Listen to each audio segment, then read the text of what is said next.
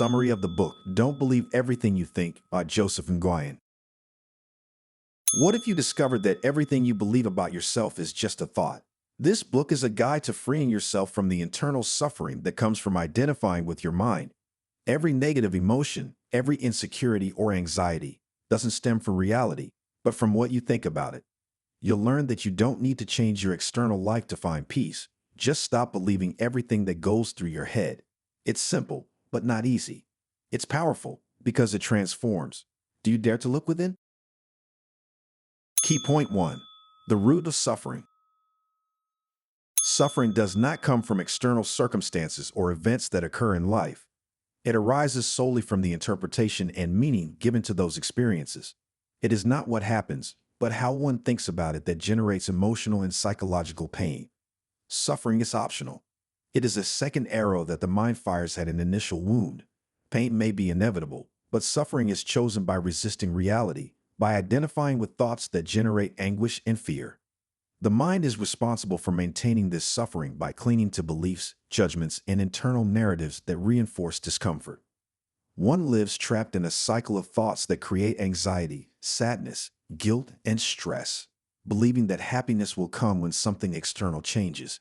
However, true transformation occurs when one understands that thoughts are not reality, but mere projections of the mind. Freeing yourself from suffering involves realizing that you don't need to cling to the thoughts that cause discomfort. The key is to observe the mind without identifying with it. The moment you stop feeding the story that generates anguish, the suffering dissolves on its own. The root of suffering is constant, unregulated thinking. We live under the illusion that thoughts are real and unchanging, when in reality they are fleeting, without substance of their own. By blindly believing in them, we create a mental prison that prevents us from experiencing peace and happiness. It's not about controlling thoughts or trying to eliminate them, but about recognizing that they are not the absolute truth. Each thought is just one possibility among infinite interpretations. When this is understood, suffering loses its power and the mind naturally quiets, allowing clarity and peace to emerge spontaneously. Key point 2. The world of thought and perception. Reality is not objective. We don't live in a world of facts, but in a world of interpretations created by thought. Every experience is filtered by the mind and colored by beliefs, emotions, and internal states. Two people can be in the same place, living the same situation, yet experience it in completely opposite ways. Nothing has meaning in and of itself. Everything we perceive receives its value and emotional weight through mental interpretation. If you change the way you think about something, you change the experience of it. What seems unbearable can become irrelevant in an instant if you stop giving it importance. Thought is the creator of subjective reality. We don't react to what happens, but to the story the mind tells about it. If we consider a situation a misfortune, we feel anguish. If we see it as an opportunity, we experience gratitude. The experience depends entirely on the meaning we give it. The problem arises when we believe our thoughts are absolute truths. We live trapped in a bubble of limited perception, unaware that it's possible to see things from a completely different perspective. Changing our way of thinking means changing our world. Understanding this gives you immense freedom. Reality doesn't need to change to feel good. You just need to change how you interpret it. You can choose to think in ways that generate peace, rather than reinforce suffering. Nothing external has the power to affect you emotionally. Everything you feel comes from how you think. Life isn't what happens, but what you believe about what happens. Key point 3. Difference between thought and thinking. Thought is the creative energy that shapes life experience. It is a natural and incessant flow of ideas, images, and perceptions that arise spontaneously in the mind. It requires no effort or control. It simply happens. Thinking, on the other hand, is the act of engaging with thoughts, analyzing them, judging them, and giving them power. It is when the mind takes a thought and amplifies it, building stories around it. It is this process that generates suffering, stress, and worry. A thought alone does not cause discomfort. Only when it is paid attention to and given credence does it become a source of internal conflict. Overthinking a problem exacerbates it because the mind expands it and makes it seem larger than it really is. It's not necessary to engage with every thought that appears. The mind constantly generates thoughts, but you can choose which ones to nurture and which ones to let pass. The more you think about something, the more real and solid it seems, even if it's only a mental construct. Suffering arises from overthinking thoughts. Questioning, interpreting, analyzing, and resisting what arises in the mind is what creates confusion and emotional pain. By letting go of the need to think about every thought, the mind is free and returns to a natural state of peace. Thought is a powerful tool, but only when used consciously. Uncontrolled thinking leads to anxiety and burnout. The key is to allow thoughts to come and go without clinging to them, without making them a burden. True clarity arises when you stop overthinking. There's no need to force answers or solve everything with your mind. By calming down and observing without getting involved, wisdom and intuition emerge naturally. Key point 4. The natural state of peace and happiness. The natural state of being human is not stress, anxiety, or worry, but peace, fulfillment, and happiness. From birth, we experience life with wonder and joy, unburdened by negative thoughts or unnecessary worries. However, as we grow older, our minds begin to fill with beliefs, judgments, and thought patterns that generate suffering. Happiness is not dependent on anything external. It is not found in money, success, relationships, or favorable circumstances. It is an internal state that has always been present but is obscured by excessive thoughts. When the mind is still, peace emerges naturally, effortlessly. Suffering arises when we seek happiness externally. We believe that something must happen to feel good, to achieve a goal, to reach a target, to receive validation. But each time we get what we want, the feeling of satisfaction is temporary, and soon a new need arises. It's an endless cycle that prevents us from recognizing that true happiness is already available in the present. We don't have to do anything to be happy, just stop interfering with the natural state.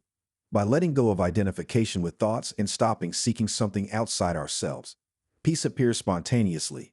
It's like a turbulent lake that, when the wind ceases, becomes calm and reflects clearly. Negative emotions aren't enemies. They're signs that you're trapped in overthinking. We shouldn't fight or repress them, but rather recognize that they don't come from reality, but from the mind's interpretation. The key is to return to the present moment. The mind is always stuck in the past or the future, generating guilt or worry. But in the now, without unnecessary thoughts, there are no problems, only peace. Happiness isn't something we achieve. It's something we remember. Key point 5. The 3 principles that create the human experience. The entire experience of life is created through 3 fundamental principles: universal mind, consciousness, and thought. These principles act together at all times, shaping perception and internal reality. The universal mind is the intelligence behind all existence. It is the energy that guides nature, makes the heart beat effortlessly, and allows the seasons to change without human intervention. It is an infinite source of wisdom and creativity that flows through everything, including the individual mind. When in tune with this intelligence, life flows easily, without the need for forcing or controlling. Consciousness is the ability to experience life. It is not just being awake, but being aware of one's own existence and the thoughts that arise in the mind. Consciousness allows one to notice internal states and realize that one is not the thought, but the observer of it. The more elevated one's consciousness is, the more clarity one has about the nature of reality, and the less power the illusions of thought have. Thought is the tool with which experience is shaped. Every emotion and perception arises from a previous thought. One does not experience the world directly, but through the filter of thought. 2 people can experience the same situation, but interpret it in completely different ways, because each sees it through their own mental activity. Stop being a victim of external circumstances because you understand that everything you feel comes from thought. Nothing can affect you emotionally without first being given meaning through thought. The key is to recognize thought as a passing phenomenon. There's no need to cling to it or fight it. By seeing it as something transitory, it loses its control over the experience and the mind returns to its natural state of calm. It's not about changing thoughts, but rather seeing that they are not reality. You don't have to fight them or replace them. Just observe them and allow them to pass. The more you understand this, the less you take what the mind says seriously, and the more you live from a place of peace and clarity. Key point 6. How to stop thinking and achieve mental clarity. Constant thinking is the source of suffering. The mind generates an incessant flow of ideas, worries, and judgments that cloud clarity and create anxiety. However, you don't need to control or fight thoughts to achieve peace. The key is to understand their nature and allow them to dissipate effortlessly. Overthinking is like shaking a glass of cloudy water. The more it moves, the harder it is to see clearly. But if you let it settle, the dirt settles and the water becomes clear on its own. The same is true of the mind. You don't have to force tranquility, but rather allow the mental noise to dissipate by not engaging with thoughts. It's not about eliminating thoughts, but rather about ceasing to identify with them. Thoughts appear automatically, but they only generate suffering when we pay too much attention to them. Observing them without attachment allows them to pass like clouds in the sky. Mental clarity arises when we stop analyzing and allow the mind to rest. The best ideas and solutions don't appear through mental effort, but in moments of calm, when we are present and receptive.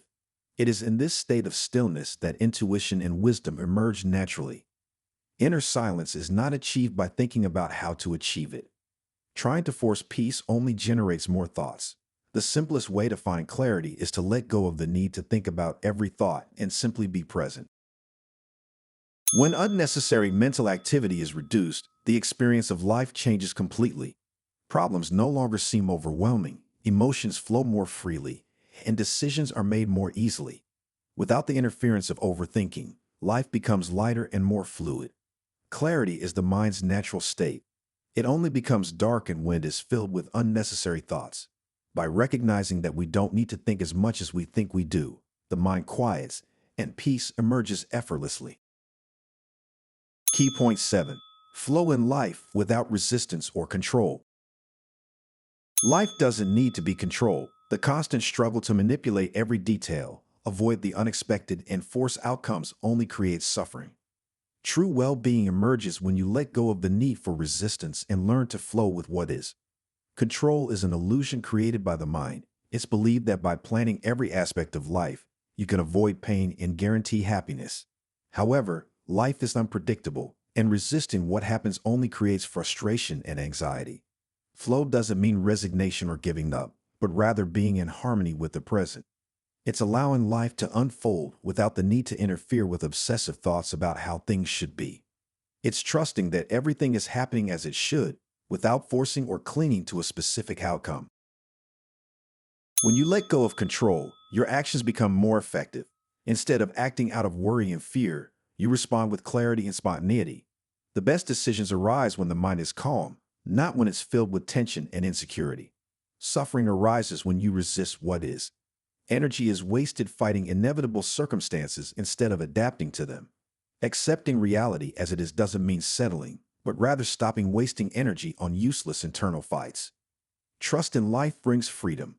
When you stop trying to control everything, your mind relaxes and opportunities appear naturally. In this state, you enjoy the present more and allow life to surprise you with new possibilities. Nothing needs to be different to feel at peace. It's not reality that creates discomfort, but resistance to it. The more you flow with life, the easier and lighter the experience becomes. Key point 8. Create from inspiration, not desperation. Goals and dreams can arise from two opposing places, inspiration or desperation. When created from desperation, there is a sense of urgency, lack, and fear. Goals are pursued believing they will bring happiness or fill an inner void. However, even when achieved, dissatisfaction persists, and the need for another goal quickly arises to fill the same void. True creation arises from inspiration. There is no anxiety or pressure, only a natural impulse to express something already within. When acting from this space, actions don't feel forced or exhausting, but fluid and meaningful. Goals created from desperation are born from a need for approval, validation, or security. People pursue success, money, or recognition in the hope of feeling complete. But no external achievement can provide lasting peace if the starting point is a sense of inadequacy. On the other hand, when you create from inspiration, there is no sense of lack, but of fulfillment. You do something not to get something in return, but because you enjoy doing it. There is no fear of failure or obsession with the outcome, because the value is in the process, not the goal. Inspiration arises in moments of stillness, when the mind is not trapped in compulsive thoughts. The more you let go of unnecessary thinking, the more space there is for creativity and intuition to flourish. Living from inspiration means acting from a state of love, curiosity, and play, rather than fear and urgency. There is no need to look outside for what is already within. From this space, life becomes a natural expression of being, free from anxiety and unnecessary effort. Conclusion. Peace, happiness, and fulfillment are not found on the outside, but within each person. Suffering arises when we believe every thought the mind generates, but the reality is that thoughts are only interpretations, not absolute truths. The key to inner freedom lies in letting go of identification with them and stopping overthinking. It's not necessary to fight the mind, but rather to understand its nature. When we stop resisting life and flow with it without attachment or control, clarity and peace emerge naturally. Genuine inspiration arises in mental silence, not in the desperation to achieve something external. Everything we seek is already present in the present moment. Happiness is not something we achieve, but something we remember when we stop interfering with the natural flow of life. Get the book at planetalibro.com.